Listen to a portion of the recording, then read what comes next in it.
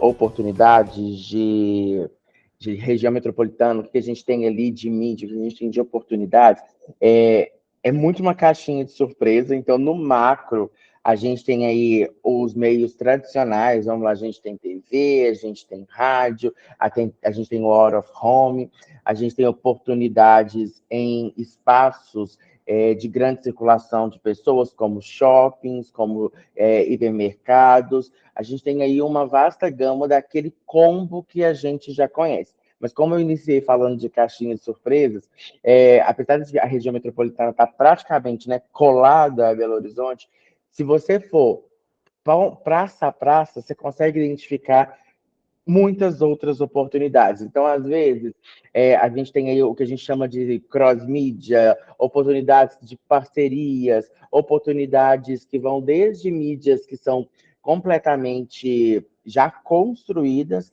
a mídias que são customizadas.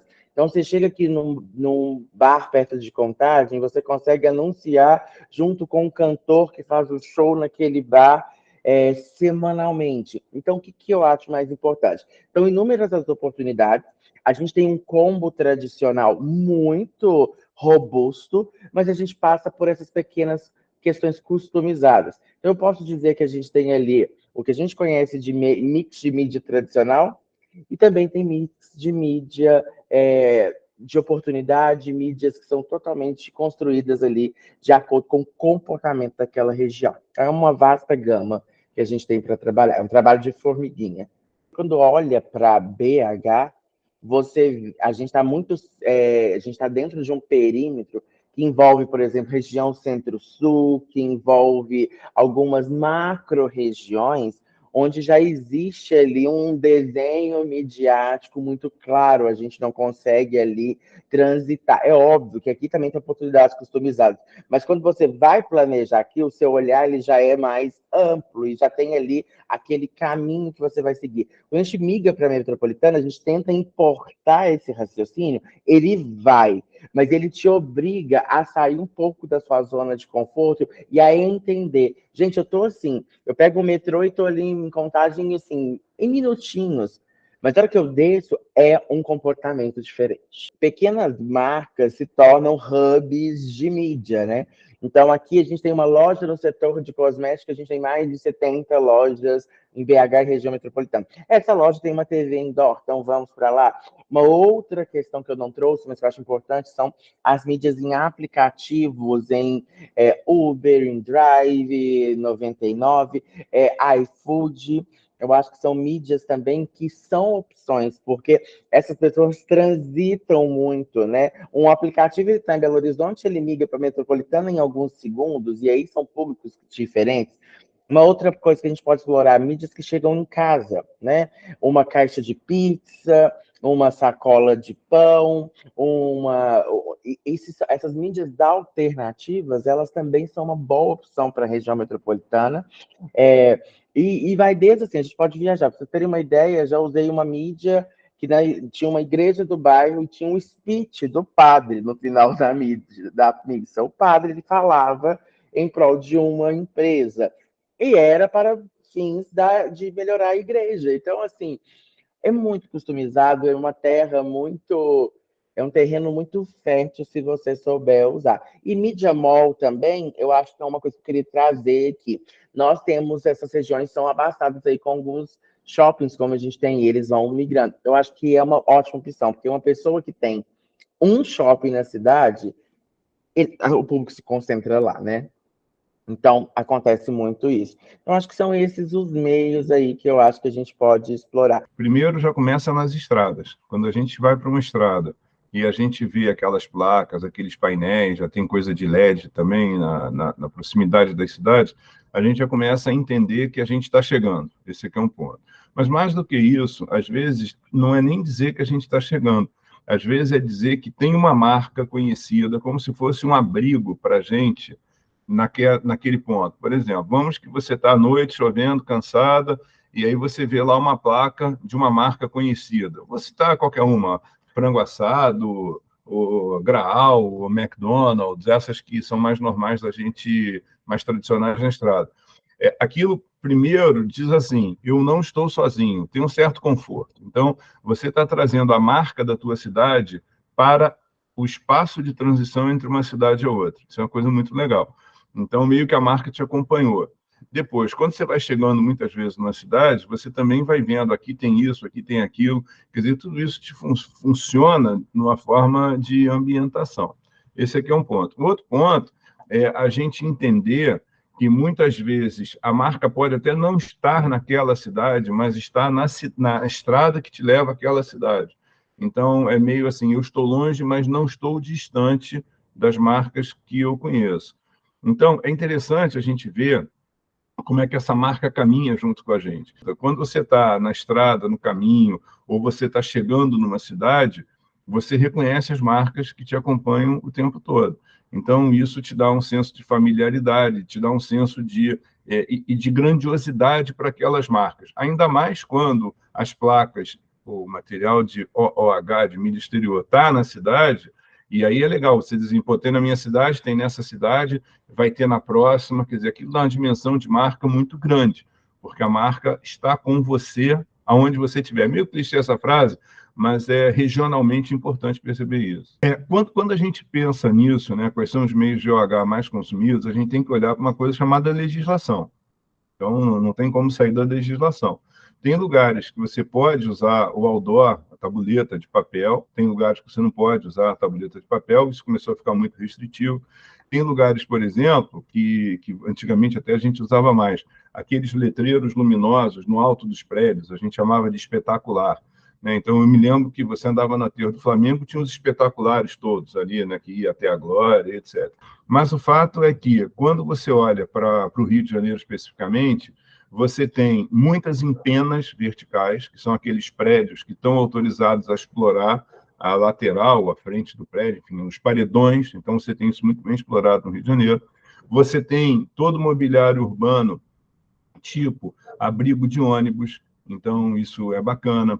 Você anda na praia tem uma série de restrições em relação à mídia outdoor, mas você tem aqueles pulverizadores de água, então você tem ali um display que mostra isso, você tem um pirulito, que é a sinalização da rua, então você tem esse tipo de coisa. Você tem os relógios digitais de horário de temperatura, então espalhados na cidade toda, e aquilo tem uma placa. Tem o outdoor, em alguns lugares do Rio, outdoor mesmo, que você via com papel lá colado, aquela tabuleta tradicional.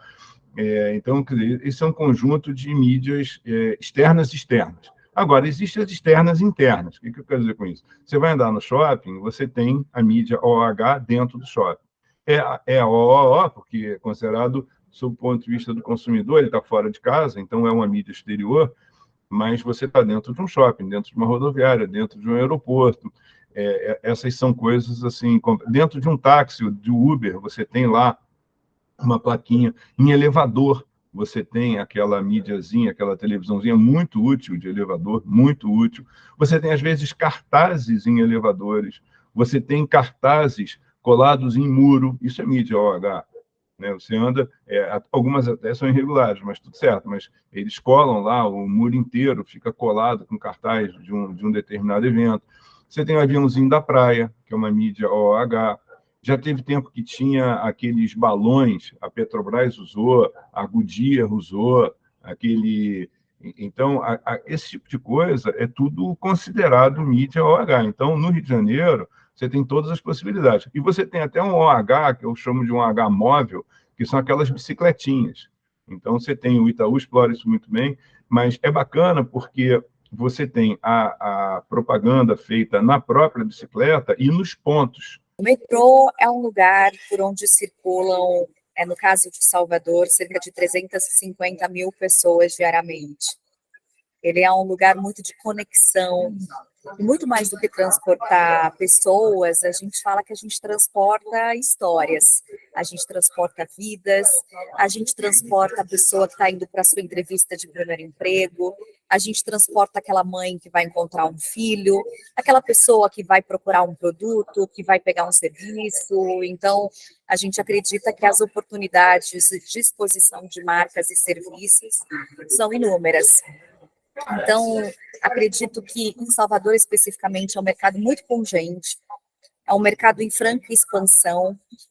Salvador passou por um processo de modernização muito grande, apesar de ser uma cidade com baixíssimo IDH, a gente percebe isso nos rankings, infelizmente é uma realidade ainda muito cruel, muito dura, e que a gente percebe caminhando pelas ruas de Salvador, mas a gente percebe que a cidade passou por um processo de modernização muito grande, um processo de urbanização, o desenvolvimento das vias públicas, do transporte.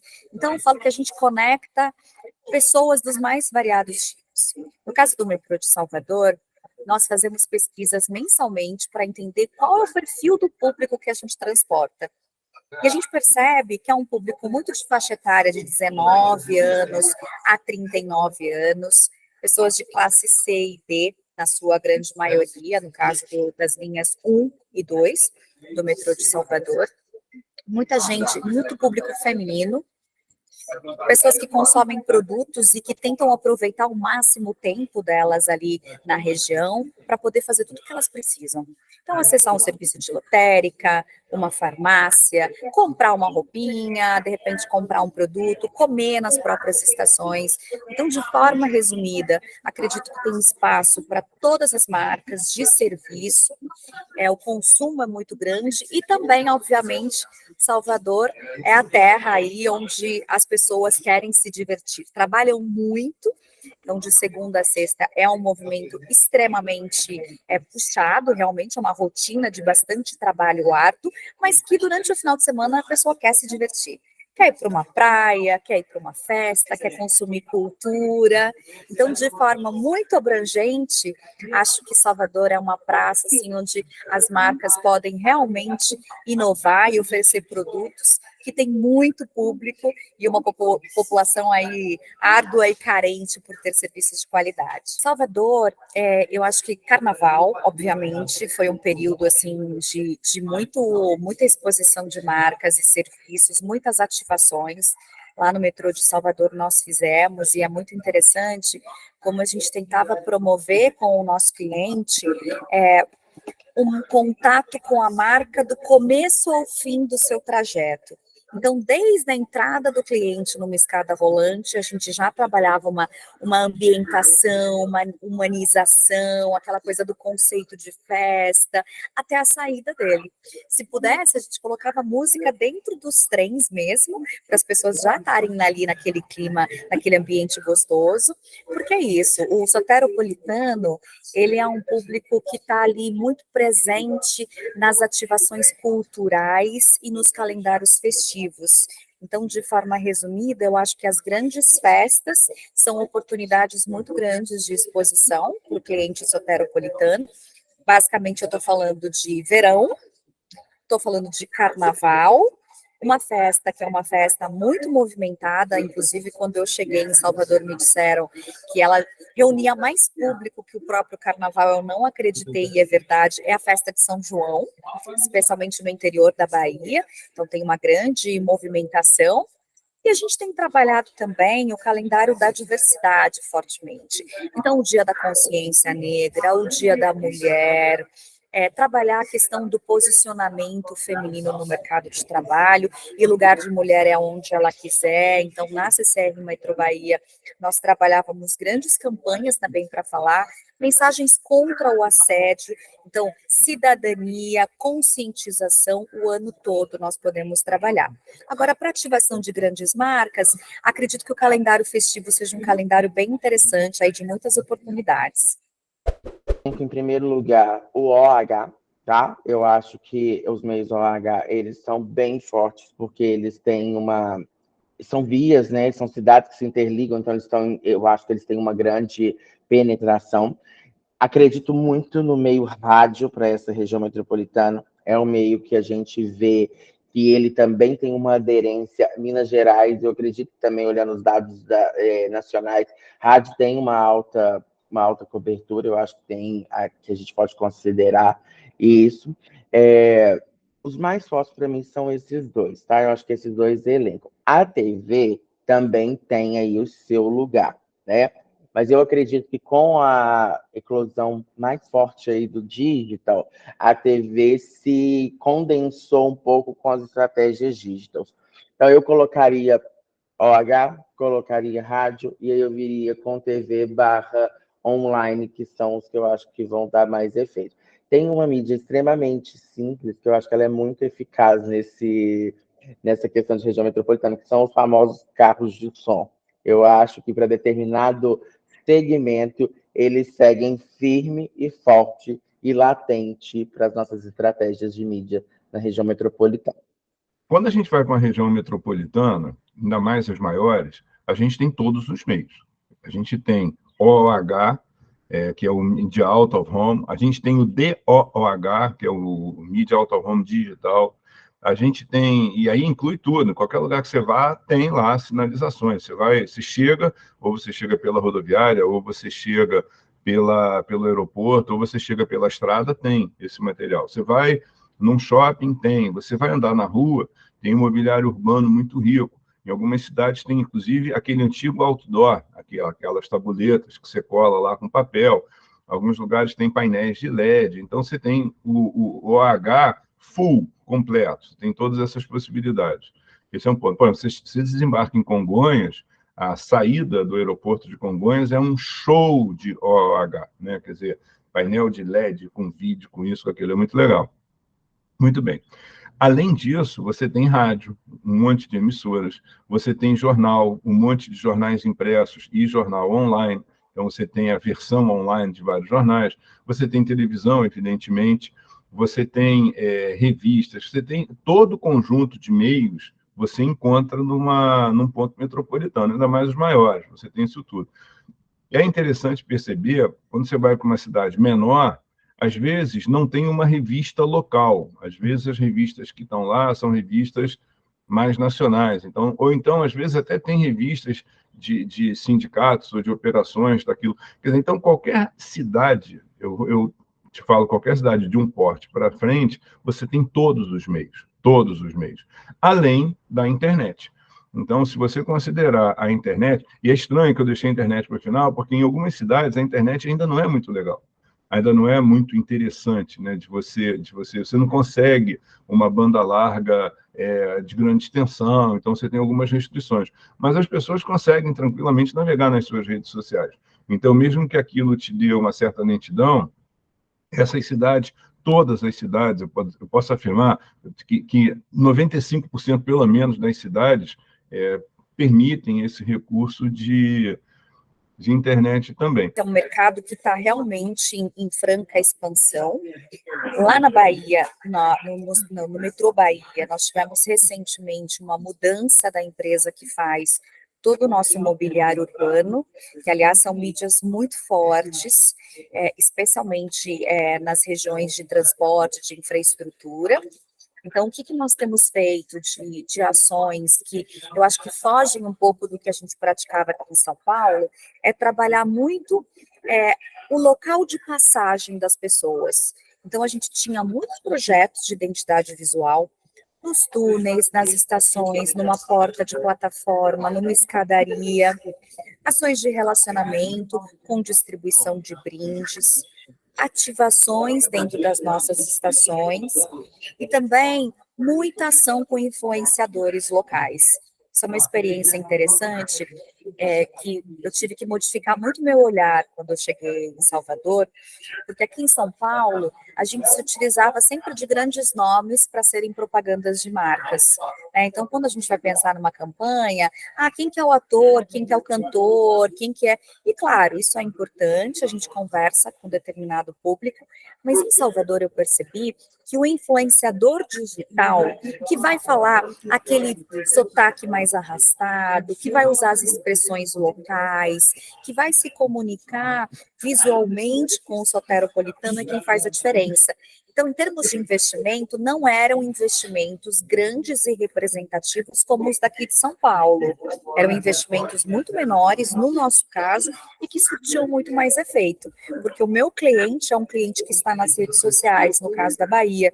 Então, era um investimento mais baixo que eu conseguia fazer para arrastar mais gente, e que deu muito certo em algumas experiências que nós fizemos. Estando na Bahia, eu passei por um processo de adaptação comigo mesma, né? Então eu tive que sair do salto, por exemplo. Eu uso muito essa expressão porque ela tem um peso muito forte para mim, muito significativo.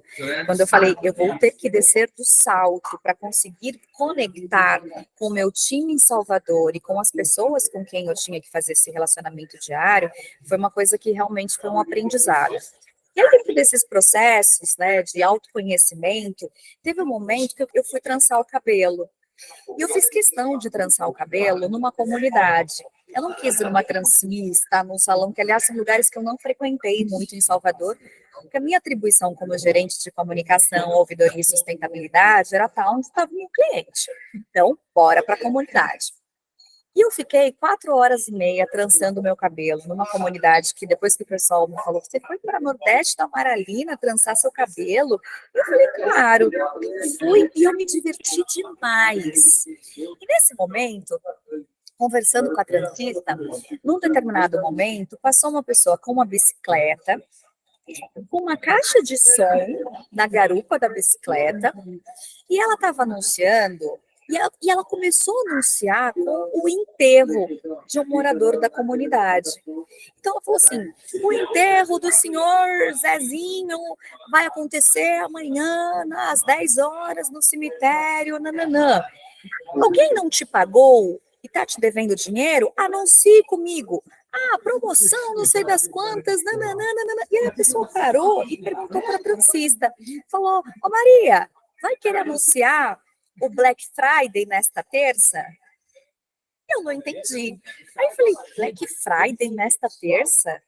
E ela me disse, sim, terça-feira não é um dia de grande movimento aqui, então eu faço a promoção do Black Friday na sexta, trança por 50% do preço, e é o dia que eu estou mais lotando. Eu falei, que maravilha, Black Friday na sexta, que coisa. Ela falou, e eu só anuncio na Bike Media. Então, veja, são as riquezas, né, que você só percebe quando você está dentro da comunidade, quando você está junto com o seu público. E foi uma das coisas que a gente estava trabalhando quando eu vim para São Paulo. Falei, puxa, a gente precisa estar na comunidade e entender que o jornal, ele é muito importante, a TV, ela é super importante, mas talvez a Bike Media, ela vai te cobrar infinitamente menos e ela vai ser uma comunicação que vai reverberar muito mais naquele momento.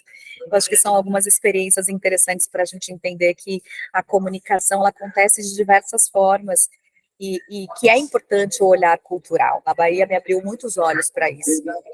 A gente tem que trazer o varejo como destaque. O grande varejo mesmo são empresas focadas, né, em venda direta, venda rápida ao público final. Eu acho que o varejo ele se destaca, aí eu vou desde a questão de produtos, serviços, eu acho que são ali os principais, né? Um dos principais, a construção civil, tá? Eu acho que é um dos principais players que atua na região metropolitana, até porque a cidade cresce, ela vai para onde, né? Se a gente for pensar na lógica. Eu acredito que a gente também tem aí alguns anunciantes do setor de entretenimento, né? Que são as questões dos eventos, dos grandes shows, o futebol, que está aí, é bem presente aqui, envolve essas questões. E eu acredito que um outro setor que vem despontando bastante é a gastronomia, né? Que são lugares específicos com experiências gastronômicas que eu também tenho acreditado que a gente tem divulgado mais. Mas eu acho que construção e varejo, eles estão no topo aí dos grandes anunciantes. Bem, com relação a quais os setores que mais utilizam o OH aqui no Rio, eu vou te dizer que são basicamente os mesmos setores que mais anunciam em todos os meios. É muito natural que seja dessa maneira. Quer dizer, os principais setores de verbas vultuosas que conseguem investir. Quer dizer, olhando assim muito claramente, a gente vê que bancos e telecom são dois setores que exploram muito bem a mídia, quer dizer, são setores com verbas mais poderosas, então eles utilizam muito isso. E como o H, você precisa fazer material e tudo, acaba que essas peças, isso é importante entender, essas peças são muito usadas por anunciantes que conseguem fazer programações cuja peça fica muito tempo. O que eu quero dizer com isso? Se você botar um varejo no H, até o varejo preparar o material, veicular o material, já foi. Você pode usar, e alguns varejos usam, algumas operações de varejo usam, muito mais para fixar marca. Então, você consegue, de fato tem, volta e meia tem o setor de varejo anunciando, mas é meio assim, no dia dos pais, no dia das mães, não esqueça isso, não esqueça aquilo. Quer dizer, você usa o que eles chamam de uma maneira muito mais institucional do que comercial. Então, é natural que esses setores que não precisam mudar o material o tempo todo utilizem mais, e os que têm mais verba. Então, você cruza muita verba, ou mais verba, para poder fazer uma boa distribuição, com peças que possam ficar um micro período de tempo, pelo menos, sem mudar. Então, a gente tem aí telecom, como eu falei, bancos, você tem algumas operações de varejo, você tem uma coisa que eu acho muito legal, que é o setor de entretenimento, e aí debaixo dele eu coloco restaurantes, por exemplo, tem umas empenas do Outback muito legais. Então, eles utilizam. Quer dizer, não é aquela coisa, vá hoje e ganha um chopp, não é assim. Mas oi, você falou do Outback, aí bota lá uma foto legal, e o H te permite uma impressão muito boa, né? O impacto visual muito bom, tem painel de LEDs espetaculares. Então, você consegue fazer peças com movimento, né? Então, isso funciona muito bem. Dentro desses setores que anunciam em OH aqui no Rio, mas, especificamente, em alguns períodos, quer dizer, uma coisa sazonal, você tem a indústria de educação, então você vê as escolas, as faculdades fazendo, matricule-se agora, vestibular e tal, você tem isso, e até setor de turismo, também de uma maneira muito eventual, mas o turismo eu deixaria embaixo de entretenimento e lazer. Eu acho que se a gente for pegar os grandes anunciantes, e vou fazer uma média, tá? E aí eu tenho um bolo de 100% de verba, eu acredito que a região metropolitana ela representa de 60% a 70%, eu sendo generoso aí com esse nicho que eu falei, por exemplo, da construção civil, ela representa em média de 60% a 70% da nossa verba. Falando dos grandes anunciantes, no meu caso, eu não vou me balizar pelos anunciantes de outros, mas pelos que eu tenho aqui. Isso representaria em torno de 300k no máximo, diante de um plano vou dizer aí, um plano mensal, tá? Então, eu acredito que a gente teria aí um destino de verba. Esse é o teto máximo, tá? Eu acho que eu não passaria disso.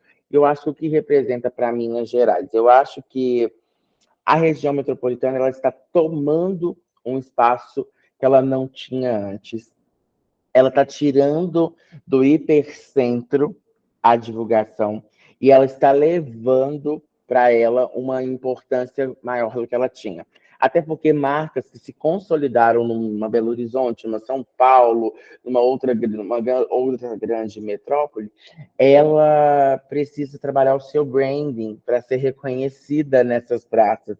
Então, além de eu ter um trabalho de força de vendas, eu também tenho um trabalho de branding. Então, esse investimento acaba sendo canalizado, porque lá eu tenho que ter 2 fases de campanha. E também, só um pequeno adendo aqui, a gente tem marcas que são da capital e elas estão indo além do metropolitano, né? Elas estão chegando no interior. Então, a gente começa a entender que da metropolitana, a gente ainda tem mais um passo que vai para essa regionalização total de marcas. A CCR Metro Bahia, que conecta as linhas 1 e 2 de Salvador, nós temos aproximadamente 350 mil pessoas passando pelas nossas estações diariamente. A gente tem algumas estações que estão mais próximas de circuitos culturais. Então, no caso do carnaval ou de grandes datas festivas, o que nós costumamos fazer? A gente pega essas estações que estão mais perto dessas áreas de maior ativação de público, e é onde a gente promove o show, o espetáculo. No caso do metrô de Salvador, essas estações são Campo da Pólvora, que ela está ali no circuito do Pelourinho, inclusive Campo da Pólvora é a estação onde nós fazemos a ativação da Flipelô. A Flipelô, ela é um dos maiores eventos literários, assim como a Flip no Paraty, em Paraty. A gente tem também esse grande evento em Salvador, que está na 5ª edição, conta com o nosso patrocínio, e ele reúne grandes artistas, a literatura de melhor qualidade, sempre prestigiando nomes brasileiros, que eu acho que é um valor cultural bem importante para a gente poder abraçar. Então, Campo da Pólvora é uma região que nós fazemos muitas ativações. Ela não está colada no Pelourinho, não dá para a gente ir a pé.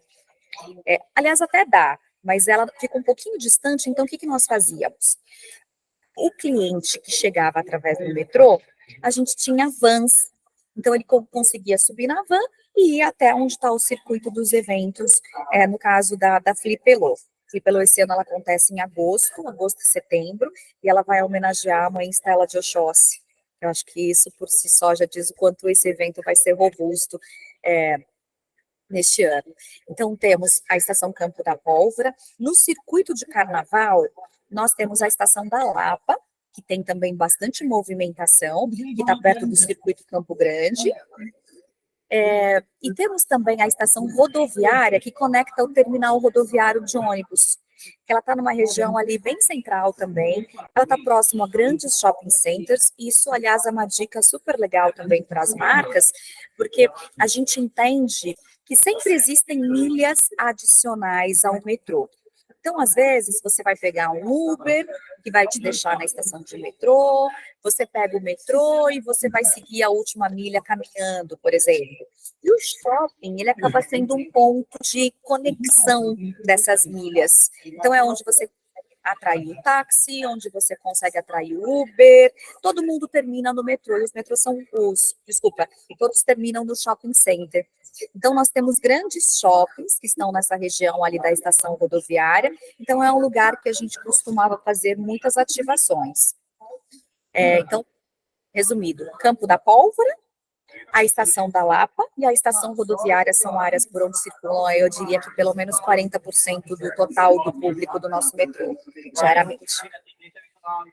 Representa muito, eu acho que tem um peso significativo, eu acho que a gente tem pessoas públicos que estão ali e que eles cresceram nesta região e eles se desenvolveram economicamente, que se tornam potenciais, pessoas que reverberam as mensagens e consomem aquilo. Eu acredito que a região metropolitana hoje, ela não pode estar distante de uma estratégia de mídia, seja ela qual for. Por quê? As pessoas transitam, as cidades colaram, né? Elas são cidades coladas, e a gente tem que entender, principalmente para a Praça Belo Horizonte, que eu tenho um aeroporto que ele é na região metropolitana, eu tenho um metrô que transita pela região metropolitana, eu tenho pessoas que trabalham o tempo inteiro e elas circulam, eu tenho estádios de futebol que estão na região metropolitana, eu tenho ali grupos de pessoas e grupos, restaurantes, grandes marcas que pulverizaram. Então, a meu ver, para planejar mídia, para ser um estrategista de mídia, para ter o raciocínio de mídia, quando se fala de Belo Horizonte, não se pode excluir em nenhum momento a questão da região metropolitana. Se ela vai ser primária ou secundária na sua estratégia, é um ponto, mas que ela faz parte e ela complementa seu target e seu raio, isso com certeza. Sem a gente também não deixar de considerar que os custos, eles transitam muito bem entre as duas regiões, né, BH e metropolitana, te dando aí até mais flexibilidade de trabalho com a sua verba e maior potencialização. Então, eu acredito que hoje a representatividade, ela é quase que, como é que eu posso dizer, ela é quase que tão forte quanto pensar em BH. O desafio social da Bahia, ele é imenso. Eu falo que quando eu fui convidada a assumir a comunicação de lá, o nosso grande desafio não era a construção e a defesa da nossa tecnologia ou do aspecto operacional das linhas, como vem acontecendo aqui em São Paulo. Então, aqui em São Paulo, a gente tem realmente, assim, um quadro de uma necessidade de investimento muito grande em operação. Lá na Bahia, a minha sensação é que o nosso grande desafio de investimento é no olhar social, é no olhar humano, é no desenvolvimento das pessoas, é na oportunidade, na educação e na diversidade. E como que a gente entende o nosso negócio? Nós temos uma missão, a gente tem um desafio muito grande, que é de promover essa transformação social. Então, a gente está inserido numa área de muita circulação de pessoas, de muitas histórias. Então, a gente precisa vivenciar aquele desafio levando educação para as pessoas, levando desenvolvimento e oportunidade para as pessoas. Então, quando o pessoal me pergunta assim, puxa, os investimentos eram altos? Talvez não em espécie, não é um investimento financeiro, mas é um investimento humano nosso de formação de gente. Então, pelo menos uma vez por mês, nós tínhamos a gente colocou para nós um desafio de nós irmos até as comunidades para trabalhar mentorias, para oferecer conhecimento, para trabalhar mentoria, e uma das últimas que eu fiz, que me emocionou demais, era Excel. Ensinar as pessoas a trabalharem uma planilha de Excel para que elas possam serem produtivas na vida, para que elas possam se portar numa entrevista de emprego, para que elas possam administrar os juros de um cartão de crédito, um salário baixo, com valores cada vez mais altos. O combustível em São Paulo é um dos combustíveis mais altos do país. Então, a gente trabalhava muito isso, sabe? O que eu tenho, que eu posso ajudar a colocar em prol de formar pessoas com esse olhar mais humano.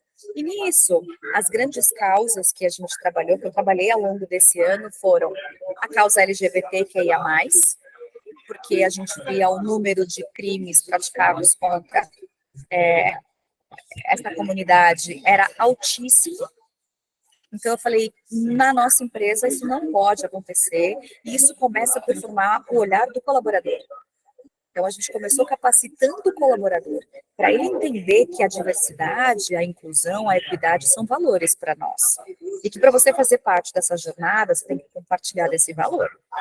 Então, nós fizemos um grande trabalho com a comunidade LGBT, fizemos um trabalho e continuamos, é uma grande meta para nós, trazer mais mulheres para a nossa empresa. Então, nós temos um programa lá que é muito forte, que se chama Mulheres na Manutenção, porque durante muitos anos a gente entendeu que a mulher tinha que estar em serviço artesanal, na cozinha, na faxina ou na organização, secretária. Não, a mulher ela pode estar operando um trem, ela pode estar num campo de manutenção, ela tem que estar onde ela quiser, então nós vamos formar. Porque não adianta eu abrir vaga e eu não ter mulheres para se inscreverem nessas vagas. Então, nós fomos capacitar Senai, Cimatec, todos os cursos universitários, a gente foi falar sobre mulheres na manutenção. E trabalhamos também a questão das pessoas com deficiência. Então, todas as nossas estações, elas têm que ser acessíveis. Não adianta eu falar em acessibilidade e não oferecer essa realidade. E aí, mais um desses capítulos que me enchem de orgulho, por isso que eu falo que foi uma jornada muito curta de Bahia, mas uma jornada muito transformadora. Quando eu cheguei na minha equipe de comunicação, eu tinha um colaborador surdo. Mas não era uma deficiência auditiva, ele é surdo. E aí, os primeiros 2 ou 3 meses, o que eu me pegava fazendo? Se esse meu colaborador cruzava o corredor, eu dava um jeito de fazer um sinalzinho, mas quando eu percebia o que eu estava fazendo, eu estava fugindo de uma conversa. Por quê? Porque eu não tinha a menor habilidade. E até então, eu tenho que dizer que até aquele momento, eu não tinha tido a necessidade e o interesse de aprofundar o meu entendimento. Eu falo, como que eu sou gerente de uma área de comunicação, de um metrô, numa cidade como Salvador, e eu não consigo me comunicar em Libras com um colaborador meu, com um cliente meu? Então, foi quando a gente começou a fazer capacitação para a gente conseguir conversar com esse colaborador e incluí-lo. Então, é isso, assim, as grandes causas da sustentabilidade que nós trabalhamos são as grandes causas do cidadão, as grandes causas sociais. Então, meu grande desafio não foi a questão operacional, foi a questão humana. Então, eu tenho muita alegria em poder, assim, enxergar, e a minha despedida para cá, para São Paulo, foi emocionante, porque eu olhei, assim, para as pessoas, e eu tinha representantes de todas as comunidades. Então, eu falei, puxa vida, eu volto transformada e pelo menos acordei, porque a diversidade era uma coisa que a gente falava muito, né? A gente lê muito, a gente estuda, a gente ouve, mas viver a diversidade é uma questão muito além. Então, acho que Bahia me deu esse presente, sabe? Desse olhar mais humano, que eu espero ter a oportunidade de reforçar aqui agora na minha jornada em São Paulo.